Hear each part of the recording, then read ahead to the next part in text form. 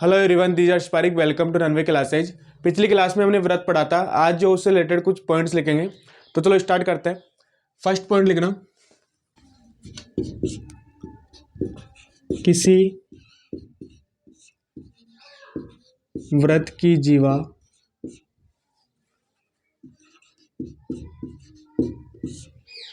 पर व्रत के केंद्र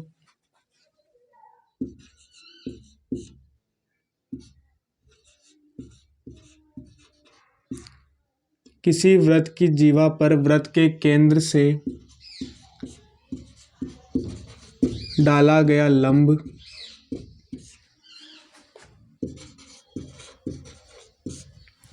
किसी व्रत की जीवा से व्रत के केंद्र पर डाला गया लंब उस जीवा को समद्विभाजित करता है।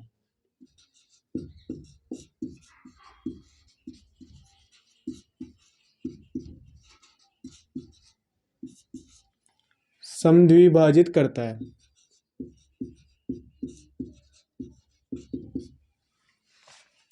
कहने का मतलब ये है कि अगर कोई व्रत है और उसकी जीवा है, तो उस जीवा पर उसके केंद्र से डाला गया जो लंब होगा उस जीवा को क्या करेगा? समद्विभाजित करेगा। कैसे करेगा? देखो, ये एक व्रत है, इस तरह से एक व्रत है और इसका केंद्र है केंद्र ओ। एक व्रत का केंद्र है केंद्र ओ, और यहां से एक जीवा है, मान लो ये ए बी है। ए बी किसी व्रत की जीवा है और उसका केंद्र है ओ। तो इस केंद्र से इस जीवा पर डाला गया एक लंब है और एक बिंदु पी पर मिल रहा है। तो ओपी एक लंब है, यहां पर ओपी लंब है ए बी। तो रेखाखंड ओपी जो लंब है किस पे? जीवा ए बी पे। तो इस कंडीशन में क्या होगा? यहां पर देखो, ओपी लंब ए बी। तो इस स्थिति में एपी बराबर होगा पीबी के। एपी बराबर होगा पीबी के। कहने का मतलब ये है कि ओपी जो होगा वो ए बी को दो बराबर भागों में विभाजित करेगा, एपी और पीबी के रूप में। तो चलो ये नोट करो, फिर आगे लिखाते हैं।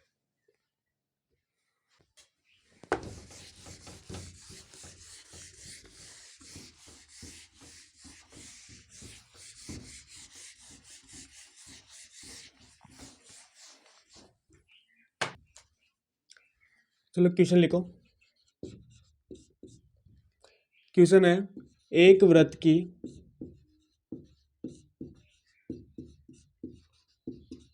जीवा 5 सेंटी एक व्रत की जीवा 24 सेंटीमीटर है तथा जीवा की केंद्र से लंबवत दूरी जीवा की केंद्र से लंबवत दूरी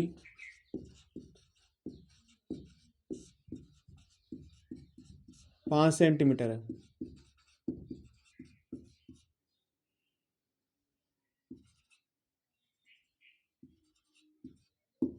5 सेंटीमीटर है तो व्रत की त्रिज्या कितनी होगी?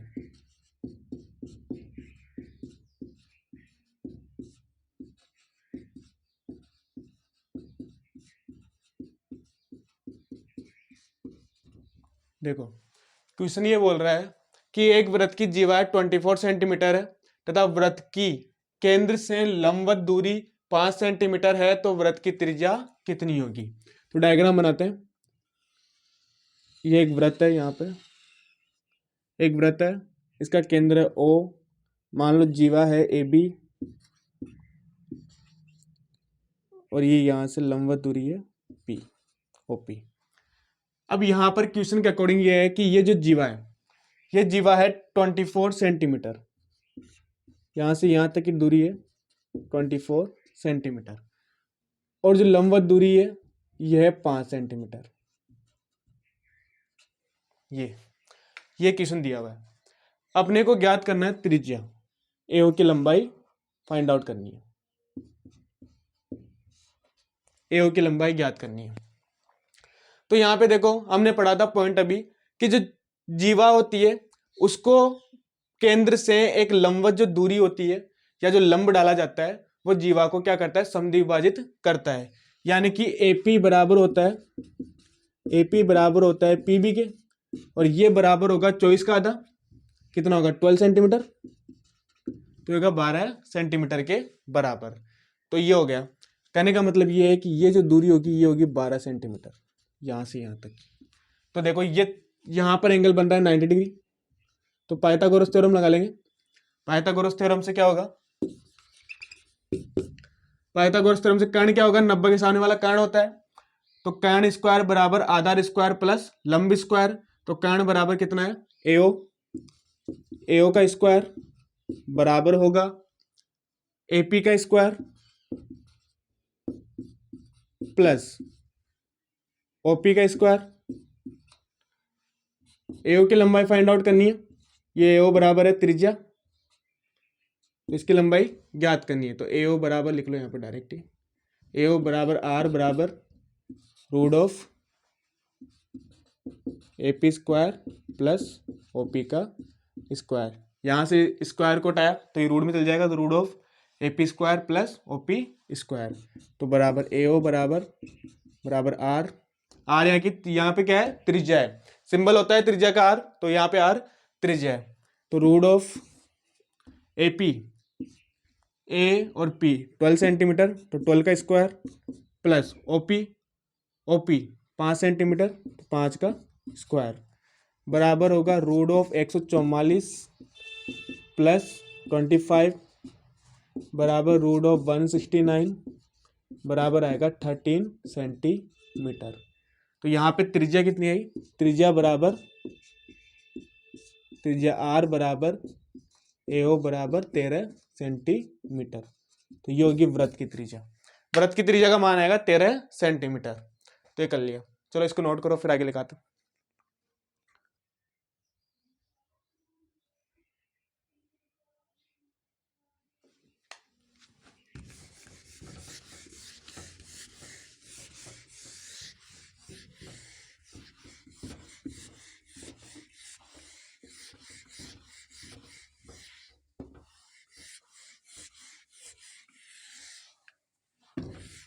नेक्स्ट क्वेश्चन है, एक वृत्त की जीवा 48 सेंटीमीटर है। एक वृत्त की जीवा 48 सेंटीमीटर है तथा वृत्त की त्रिज्या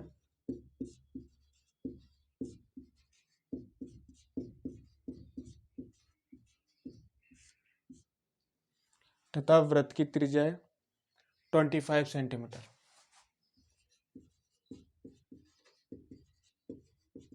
25 सेंटीमीटर है, तो वृत्त के केंद्र से जीवा की दूरी ज्ञात करो।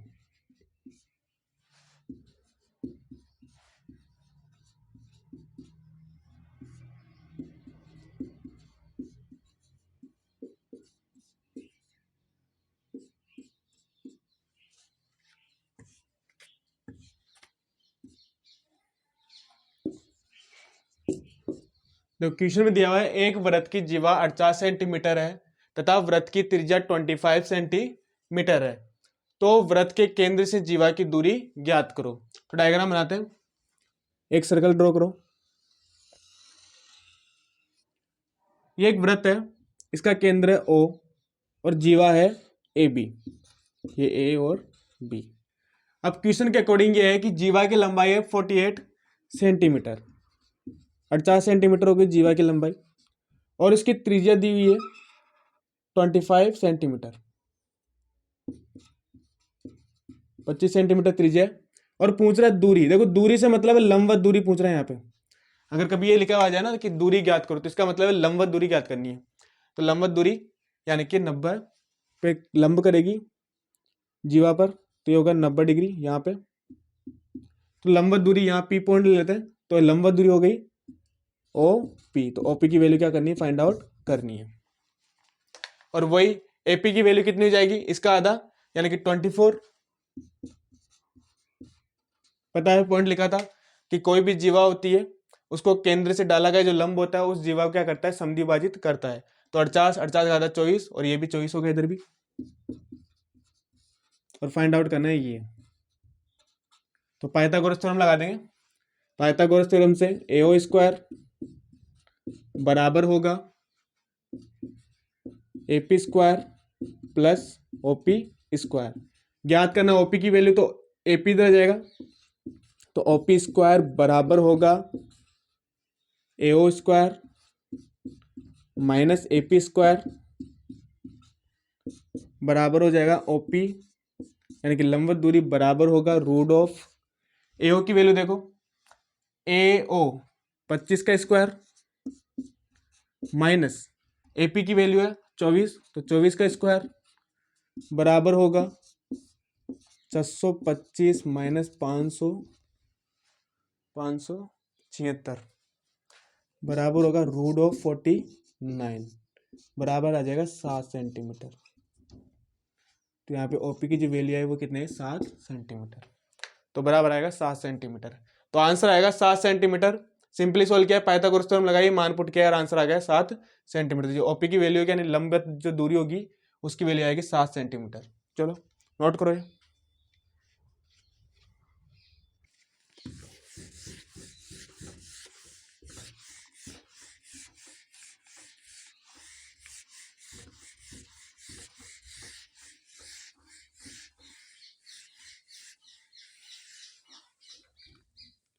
तो स्टार लगाना, लिखना किसी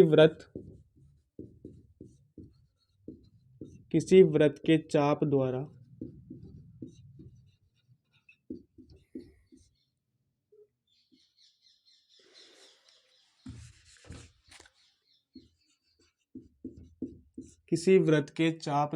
केंद्र पर आंतरिक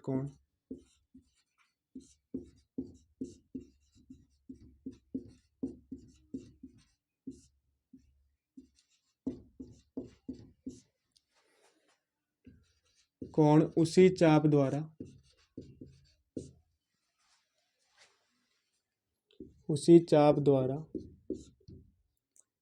किसी वृत्त के चाप द्वारा केंद्र पर आंतरिक कोण उसी चाप द्वारा वृत्त की परिधि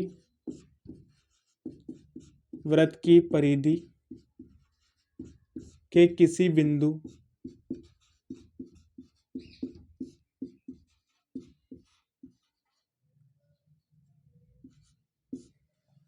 किसी बिंदु पर आंतरिक कोण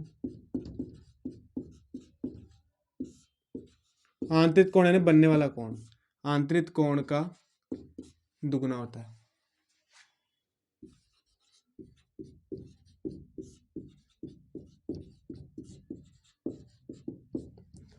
तो किसी वृत्त के चाप द्वारा केंद्र पर आंतरिक कोण उसी चाप द्वारा वृत्त की परिधि के किसी बिंदु पर आंतरिक कोण का दुगना होता है।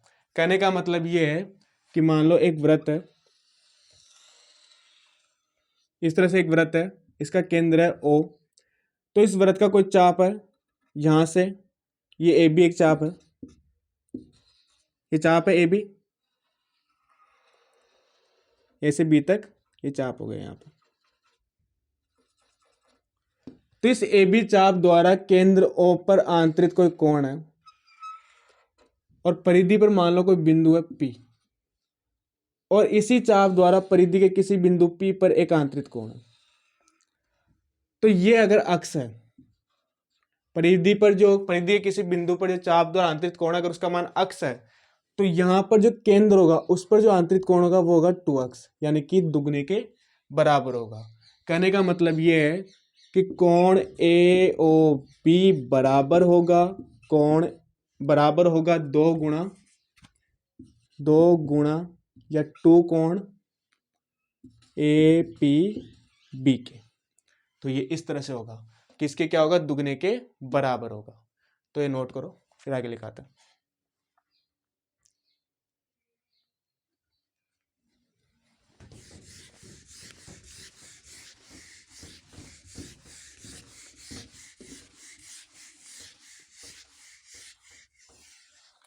देखो नेक्स्ट स्टार लगा के लिखना, एक वृत्तखंड एक वृत्तखंड के सभी कोण बराबर होते हैं।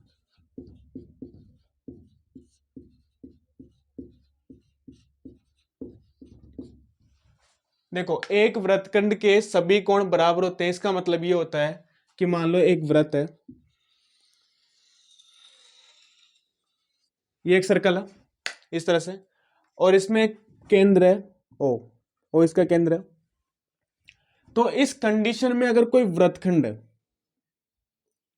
मान लो कि यहां पर एक वृत्तखंड है, ये दो वृत्तखंड है, ये होगा दीर्घ वृत्तखंड और ये होगा लघु वृत्तखंड। तो एक वृत्तखंड के सभी कोण बराबर होते हैं, कहने का मतलब ये है कि अगर दीर्घ वृत्तखंड में यहां से कोई कोण बनेगा, यहां से ये एक एंगल बन रहा है यहां पे,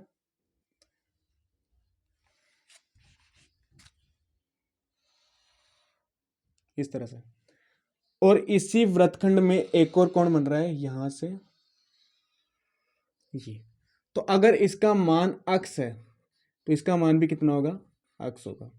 एक ही वृत्तखंड है, दीर्घ वृत्तखंड है, एक ही वृत्तखंड है, और इस वृत्तखंड में जो बनने वाले कोण है ये वाला और ये वाला, ये दोनों कोण का मान कितना होगा, अक्स के बराबर होगा। और लघु वृत्तखंड की बात करें तो इस कंडीशन में अगर यहाँ पे एक कोण बन रहा है ऐसे, और एक और कोण बन रहा है यहां से इस तरह से, और इसका मान मान लो y है, तो इसका मान भी कितना होगा, y होगा। तो एक ही वृत्तखंड में बनने वाले जो कोण होते हैं वो क्या होते हैं, मान में बराबर होते हैं। तो इसको नोट करो, फिर आगे लिखाते हैं।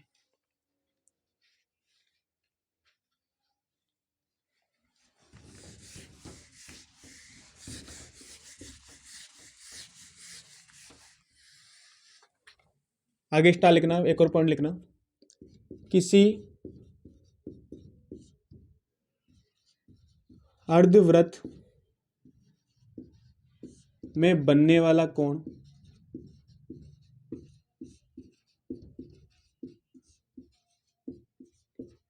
समकोण होता है।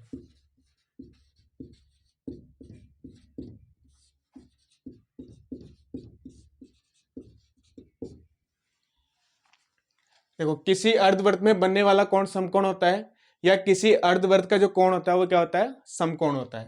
देखो कैसे होगा, ये एक वृत्त है,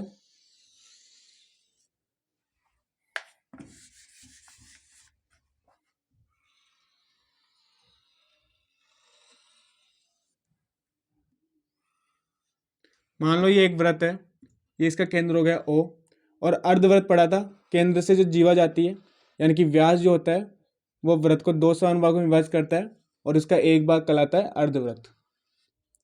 तो ये व्यास है AB। तो इस कंडीशन में जो व्यास जो कोण बनाएगा परिधि के ऊपर, ये होगा अर्धवृत्त का कोण इस तरह से, और इसका मान होगा 90 डिग्री के बराबर। तो इस तरह से होगा। ये अर्धवृत्त का कोण का मतलब है कि जो व्यास के दोनों सिरे हैं वो किसी परिधि, किसी एक वृत्तखंड यानी कि अर्धवृत्त की परिधि पर जो कोण बनाएंगे उसका मान होगा 90 डिग्री के बराबर। तो यहां पे होगा, इसको पी ले लेते हैं, तो कोण APB बराबर होगा 90 डिग्री या समकोण। चलो ये नोट करो, फिर आगे लिखाते हैं।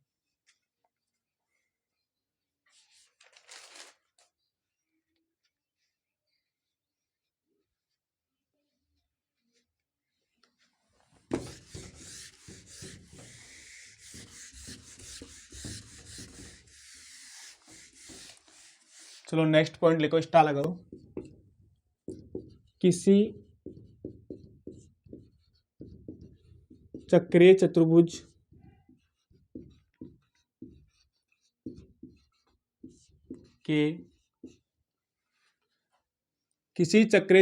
के अभिमुख कोण,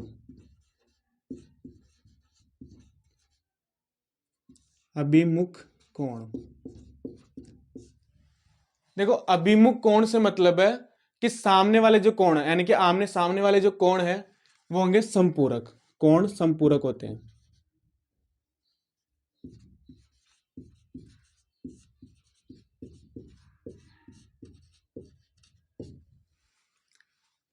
किसी चक्रीय चतुर्भुज के अभिमुख कोण संपूरक होते हैं। तो ये एक वृत्त है और इस वृत्त में एक चक्रीय चतुर्भुज है इस तरह से।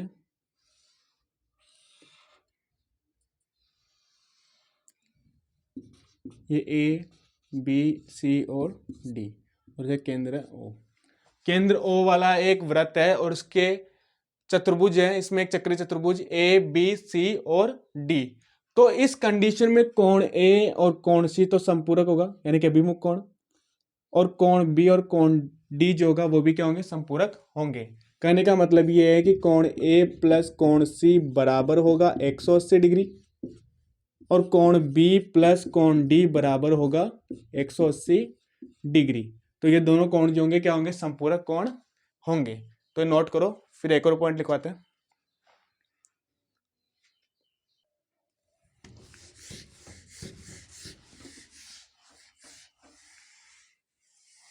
देखो नेक्स्ट पॉइंट लिखो स्टार लगाइए। किसी चक्रीय चतुर्भुज की किसी भुजा, किसी चक्रीय चतुर्भुज की किसी भुजा को बढ़ाने पर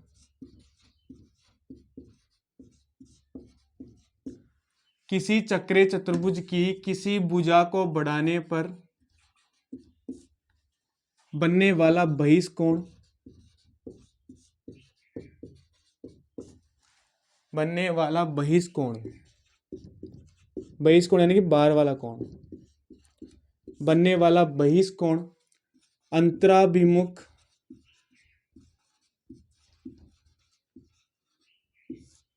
अंतराभिमुख अंतःकोण के बराबर होता है। अंतराभिमुख अंतःकोण के बराबर होता है।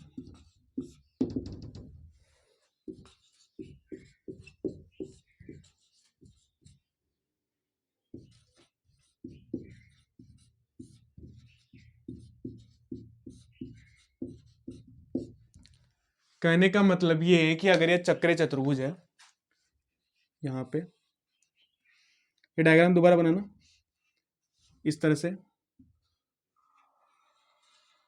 इस तरह से बनाना है डायग्राम, और ये पॉइंट है सी।